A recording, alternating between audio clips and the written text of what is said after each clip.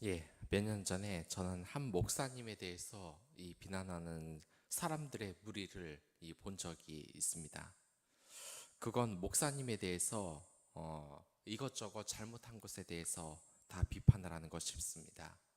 설교에서 이 말이 잘못되었다. 왜 그 상황에서 그런 말을 하나? 이런 오해가 하나하나 쌓여서 하나같이 나중에는 말도 안 되는 트집잡기 같은 비판이었습니다. 이게 목사님들뿐만은 아닐 겁니다. 많은 사람들이 정말 자기에게 한 행동 하나하나를 과도하게 적용을 해서 비난하고 그래서는 안 된다. 이렇게 말하는 사람들이 우리 주위에는 정말 많이 있습니다. 여러분이나 저나 가해자가 될 수 있고 피해자가 될 수 있습니다. 몇 년 전에는 어린이집 교사에게 이 문자를 보낸 학부모의 그런 문자가 공개가 됐는데 그 내용이 정말 이 어린이집 교사에게 말도 안 되는 그런 특집으로 이 선생님을 괴롭힌 것으로 드러났습니다. 아이들에게 하는 말 한마디 한마디를 다 채집 잡고 그런 것을 일일이 문자로 다 써서 보내고 그리고 어린이집에서 왜 짧은 치마를 입고 오느냐? 노출이 너무 많은 옷이다 라면서 정말 하나하나 사생활까지 다 침해를 하면서 이렇게 문자를 보내는 것입니다.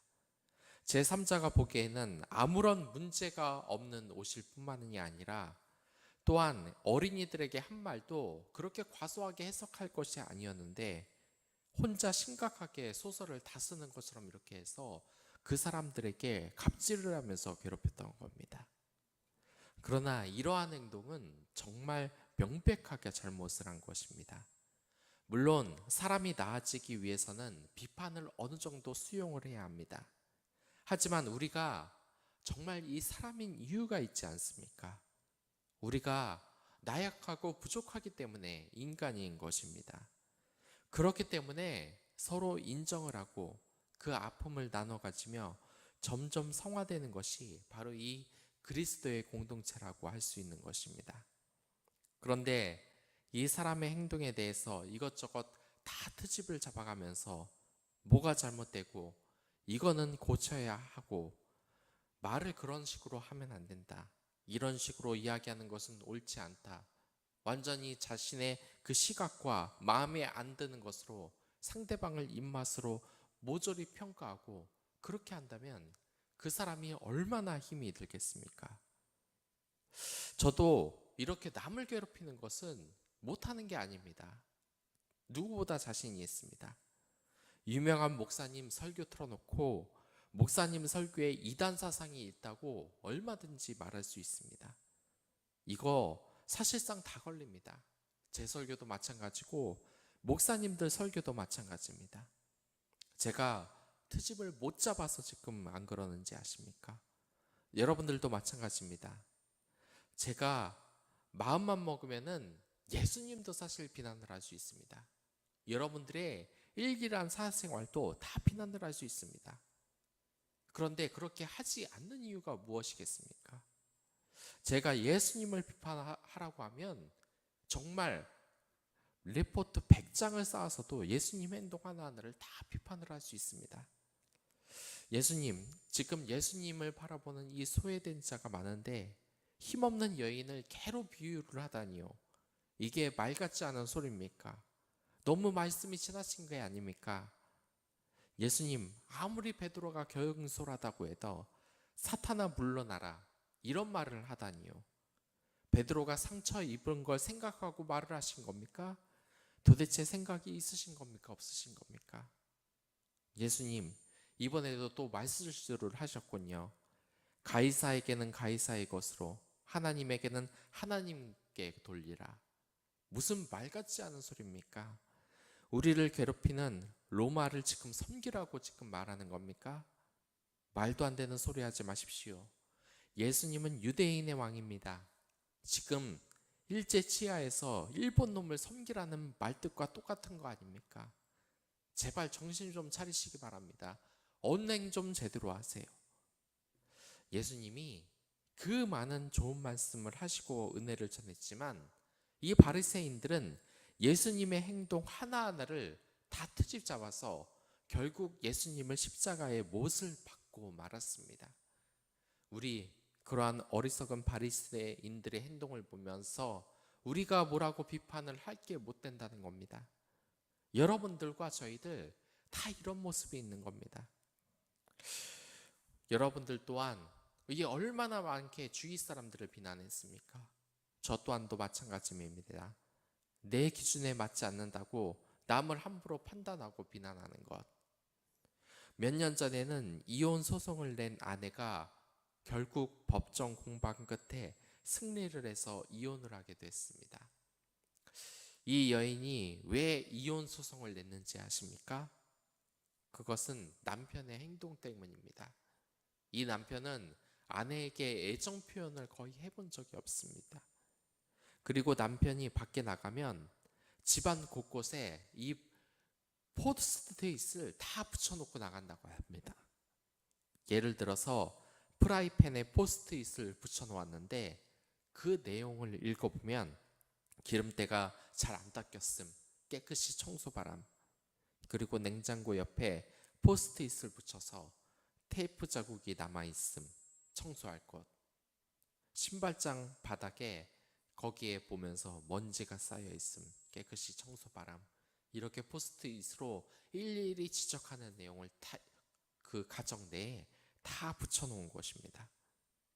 이렇게 포스트잇으로 지적질하는 내용을 집안 곳곳에 다 붙여놓았는데 이 아내가 정신적으로 버텨낼 수가 있겠습니까? 이 아내의 상태가 어떤 종류였냐면 이 스트레스를 너무 많이 받아서 원형 탈모, 머리가 빠질 정도로 올 것입니다. 그런데 문제는 남편이 이 아내가 정말 얼마나 힘들어하는지 그 공감을 단 하나도 지금 못하고 있다는 겁니다. 그래서 이혼 소송을 내는 가운데서도 이 아내가 얼마나 힘든지에 대해서 이야기를 하는데도 전혀 이해를 하지 못했다는 겁니다. 가해자는 모르는 겁니다. 자신이 지금 어떠한 짓을 하는지 전혀 모르는 겁니다.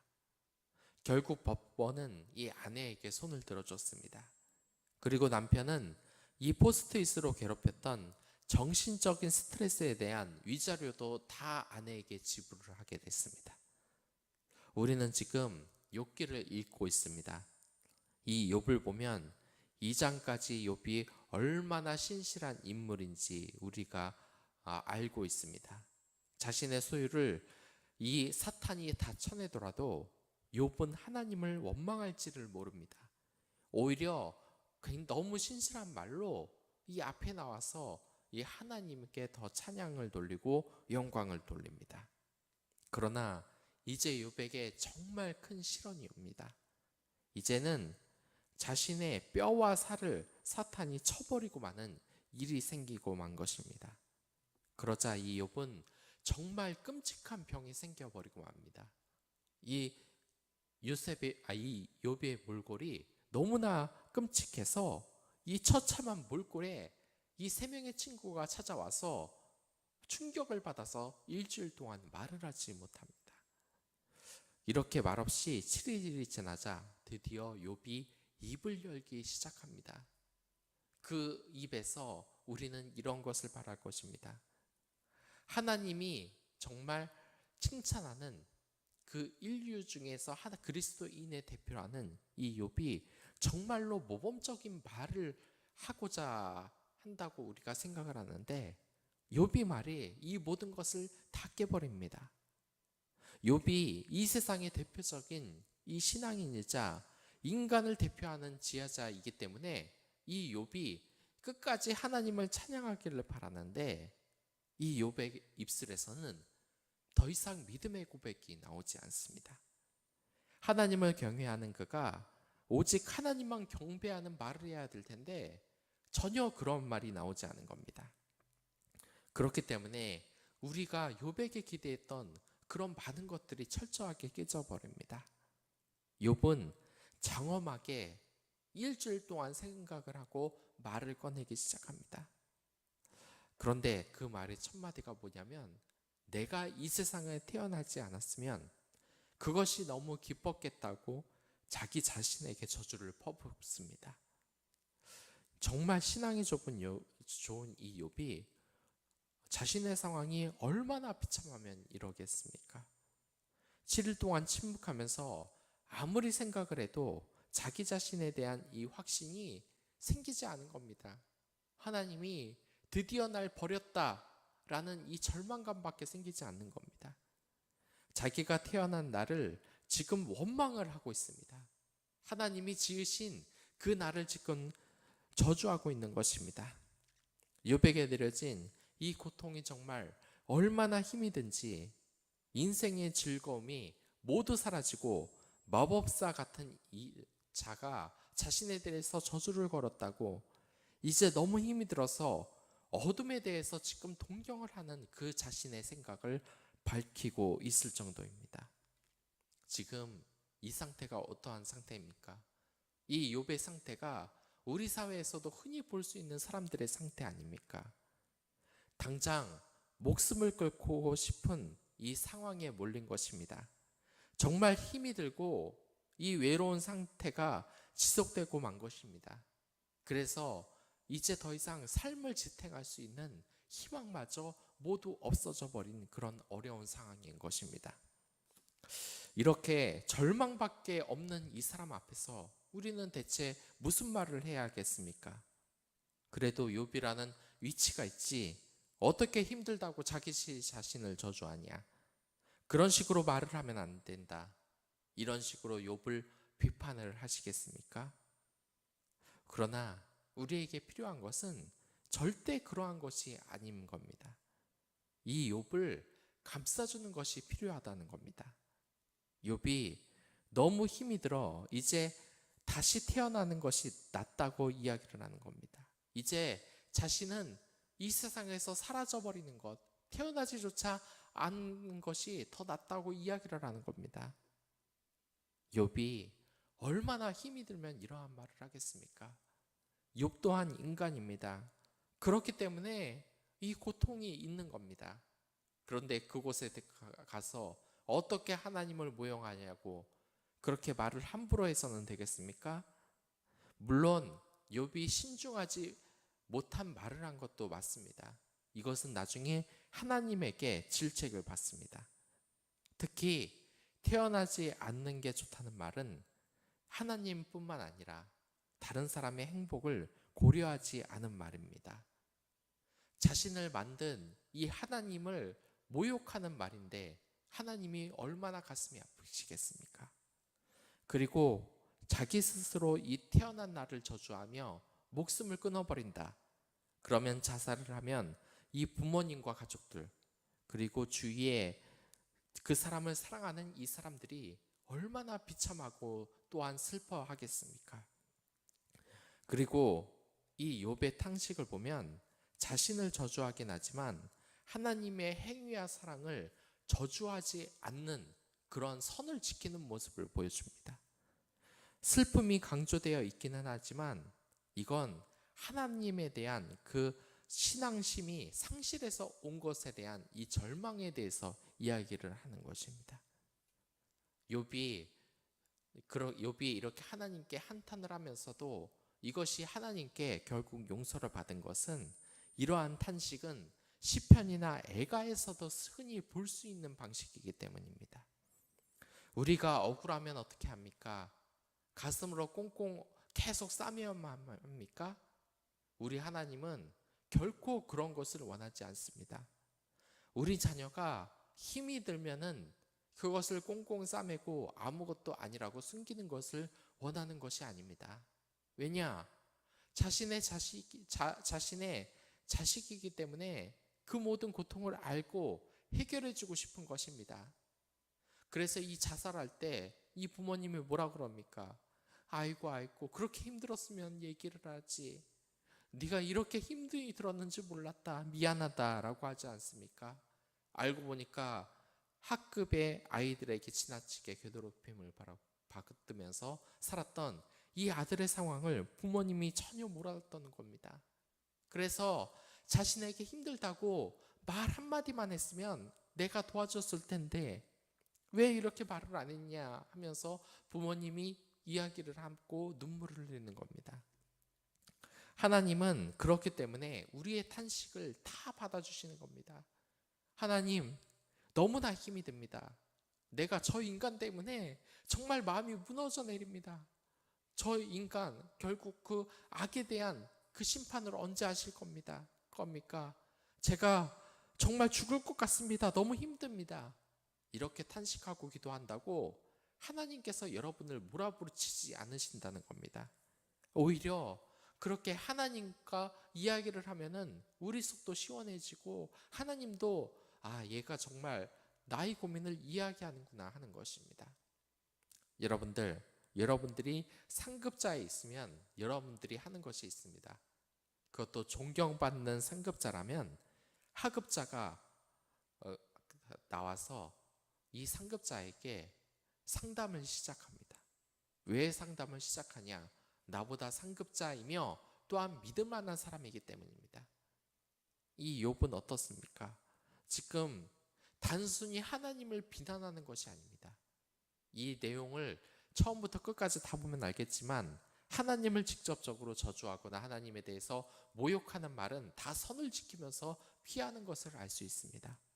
이 욥은 지금 자신의 상황이 너무나 힘든 것입니다. 그래서 탄식을 하는 것입니다. 이 욥은 하나님과 멀어질 생각이 전혀 없습니다.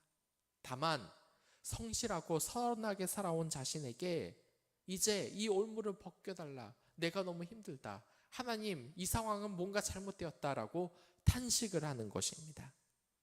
이러한 자세가 우리에게 필요한 것입니다. 여러분들, 우리가 먼저 해야 될 것은 이렇게 욥처럼 힘든 상황에 있는 사람에게 엄격한 잣대를 들이밀지 말라는 겁니다. 저 목사님은 어떤 행동이 잘못됐고 저 신입사원은 어떤 행동이 잘못됐고 일일이 지적하는 것이 아니라 그 사람의 말을 들어주는 것이 우리에게 필요하다는 것입니다. 그리고 두 번째로 필요한 것은 우리가 이 세상 사람들의 고민을 들어주는 입장에 있어야 된다는 겁니다. 그 사람들이 원하는 것은 그 상황에서 많은 돈을 쥐어주고 그렇게 해서 도움을 주는 것이 아닙니다. 그렇게 못하는 거 다 알고 있습니다. 그러나 그러한 고민을 이야기하는 이유는 같이 기도해 달라고 그리고 공감해 달라고 하는 뜻에서 말을 하는 겁니다. 그런데 거기에서 뭐 잘못했다고 말하는 것, 너는 그러니까 그 정도밖에 안 된다. 너는 왜 그 모양이다. 늘 그 모양이냐. 이렇게 말하는 것은 전혀 유익이 되지 않는다는 것입니다. 오늘 우리가 살면서 정말 또 얼마나 많은 고민이 있는 사람들을 마주하게 되겠습니까? 그 사람에게 여러분들 비판을 하지 마십시오. 오히려 그에게 응원을 하십시오. 그에게 힘이 되는 말을 하시기 바랍니다. 상급자에게 힘이 되는 말을 하면 이러한 말을 하는 사람들도 있습니다. 저 자식 박쥐처럼 아부를 한다고 말입니다. 하지만 아부와 그리고 힘이 되는 말, 이런 것을 구분 못하지 않다고 생각합니다. 또한 여러분들의 상급자뿐만 아니라 하급자, 동료에게도 똑같이 따뜻한 말 한마디를 던져주고 또한 그들의 고민이 뭔지 늘 들어주며 공감하는 여러분들이 되길 바라겠습니다. 옆에 사람이 고민을 말한다고 짜증내며 나가는 것보단 그 사람의 고민을 들어주고 기도해 주십시오. 그것이 바로 그리스도인인 것입니다. 그러한 하루를 살아가길 원하며 다 같이 기도하도록 하겠습니다.